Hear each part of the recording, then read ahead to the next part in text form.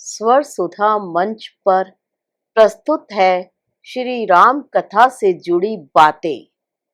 आज हम जानेंगे भगवान श्री राम के बारे में।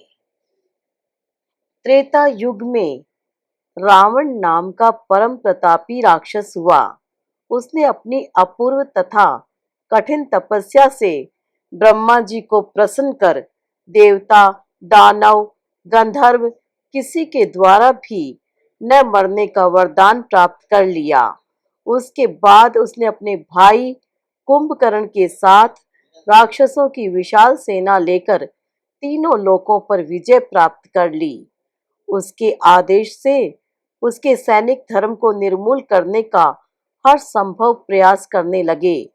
वे यदि कहीं किसी को धर्माचरण करते हुए देख लेते तो उस नगर और ग्राम को जला देते। चारों ओर राक्षसों का आतंक छा गया।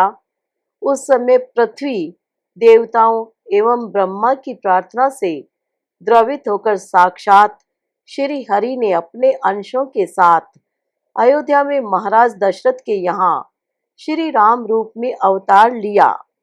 भगवान श्री राम के अवतार का उद्देश्य असुरों के अत्याचार का अंत, देवताओं की सुरक्षा, भक्तों को सुख देना तथा धर्म की स्थापना करना था।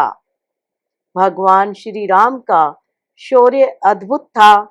महर्षि विश्वामित्र के साथ जाकर श्री राम ने मारीच, सुबाहु आदि राक्षसों का देखते ही देखते संहार कर डाला और उनके यज्ञ की रक्षा की। मार्ग में शिला के रूप में पड़ी गौतम पत्नी अहल्या का उद्धार किया। जनकपुर में सीता जी का स्वयंवर हो रहा था। वहां भगवान श्री राम ने शिव धनुष को बात की बात में उठाकर उसकी डोरी चढ़ा दी और खींचकर बीचों बीच से उसके दो टुकड़े कर दिए। भगवान की अभिन्न शक्ति श्री लक्ष्मी जी ही सीता के नाम से जनकपुर में अवतरित हुई थी। वे गुण, शील, अवस्था तथा सौंदर्य में सर्वथा भगवान श्री राम के ही अनुरूप थी।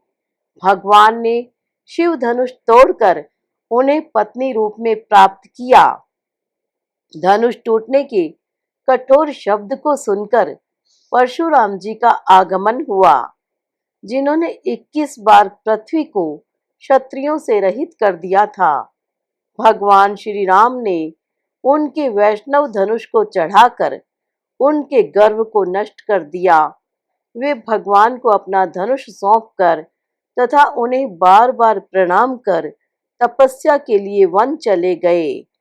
महाराज दशरथ ने भगवान श्री राम को युवराज बनाना चाहा, जिसमें मंत्रा और केकई की कुटिलता के कारण विघ्न पड़ा।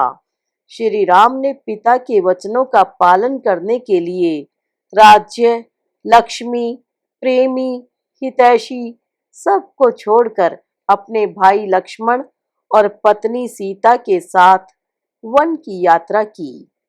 वन में श्री राम ने राक्षस राज रावण की बहन शूर्पणखा को लक्ष्मण द्वारा विरूप करवा दिया, क्योंकि उसकी बुद्धि काम वासना के कारण कलुषित थी।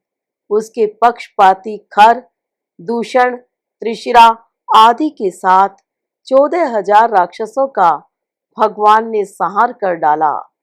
रावण ने छल पूर्वक मारीच को स्वर्ण मृग बनाकर विदेह नंदिनी सीता का हरण कर लिया। तदंतर भगवान ने जटायु का दाह संस्कार, कबंध का संहार तथा सुग्रीव से मित्रता करके बाली का वध किया और बंदरों के द्वारा अपनी प्राण प्रिया सीता जी का पता लगवाया। समुद्र पर पुल बांधकर भगवान श्री राम ने रावण के द्वारा रक्षित लंका में प्रवेश किया और बंधु बांधवों के साथ रावण का संहार किया। विभीषण को राक्षसों का राजा बनाकर तथा 14 वर्ष का वनवास पूरा कर श्री राम, सुग्रीव, हनुमान, लक्ष्मण तथा सीता के साथ पुष्पक विमान से अयोध्या लौटे।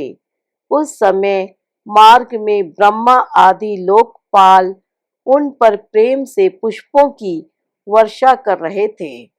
नंदीग्राम में तपस्या कर रहे श्री भरत जी को गले लगाकर भगवान श्री राम ने अपनी प्रजा तथा भाइयों का अभिनंदन स्वीकार करते हुए अयोध्या में प्रवेश किया। उसके बाद गुरुदेव वशिष्ठ ने उनका विधिवत राज्याभिषेक किया।